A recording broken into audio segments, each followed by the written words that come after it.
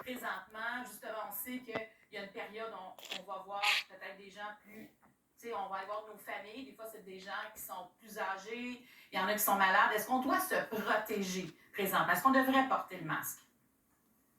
Alors, vous savez, moi, j'ai été un des premiers à dire qu'il fallait porter un masque au début de la pandémie parce que c'était un virus respiratoire. Donc, l'utilité du masque a été majeure lorsqu'on n'avait pas de vaccin et pour diminuer, si vous voulez, l'impact de la COVID lorsqu'on n'avait pas grand-chose.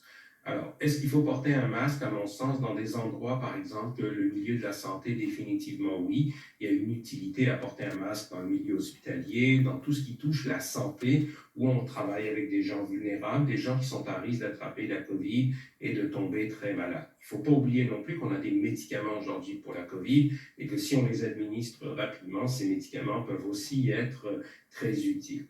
En ce qui concerne le masque en port universel, là, il y a des questionnements qu'on peut avoir et qui actuellement, je vous dirais, il n'y a pas de données. Puis d'ailleurs, il n'y a pas de juridiction, ni en Amérique du Nord, ni ailleurs en Europe, qui disent qu'il faut porter un masque de façon obligatoire, parce qu'on sait que porter un masque de façon obligatoire ne va pas forcément diminuer l'impact du RSV et de l'influenza. Il faut comprendre l'objectif. Pourquoi est-ce qu'on nous dit ça? On nous dit ça parce qu'actuellement, le système de santé au Québec hospitalier est un système extrêmement fragile. Vous savez qu'au Québec, on a très, très peu de lits. On est parmi les pires dans tout l'Occident. Il y a quasiment de tous les pays de l'OCDE, le Canada est un des pires en termes de lits actifs par habitant et le Québec est en dessous de la moyenne canadienne. Donc, on est vraiment mal pris.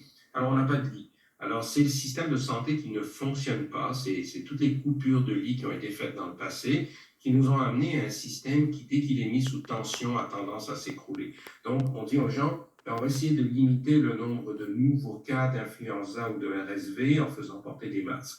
D'un autre côté, il ne faut pas non plus oublier que pour les enfants, l'immense majorité d'entre eux, d'attraper le RSV, ça fait partie de notre vie. Vous et moi, on a fait le RSV plusieurs fois dans notre vie et c'est ce qui nous protège. D'ailleurs, peut-être qu'une des, je vous dirais, des expériences apprises de la COVID, c'est qu'il ne faut pas attraper la COVID quand on est une personne âgée. Donc, attraper la COVID pour la première fois quand on a 80 ans, c'est jamais bon.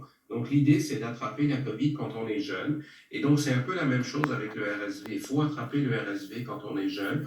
Donc, on ne pourra pas se prémunir indéfiniment d'attraper le RSV. C'est impossible. On ne peut pas empêcher tout le monde d'attraper l'influenza. C'est impossible. Ça revient de toute façon. Dès qu'on enlève la protection, ça revient. C'est ça. Et puis, à un moment donné, d'avoir un port du masque dans certains endroits et pas dans d'autres. Alors, moi, ce que je vous dirais, c'est que si vous êtes quelqu'un à risque, vous êtes une personne âgée, vous êtes quelqu'un qui a une maladie importante sous-jacente, vous avez un problème cardiaque, pulmonaire, vous avez de la dialyse, vous avez un cancer avec de la chimiothérapie, vous prenez des médicaments qui baissent de façon importante votre immunité, je pense que c'est raisonnable d'aller porter le masque chez ces gens-là lorsqu'ils vont être dans des endroits où il y a beaucoup de public, etc.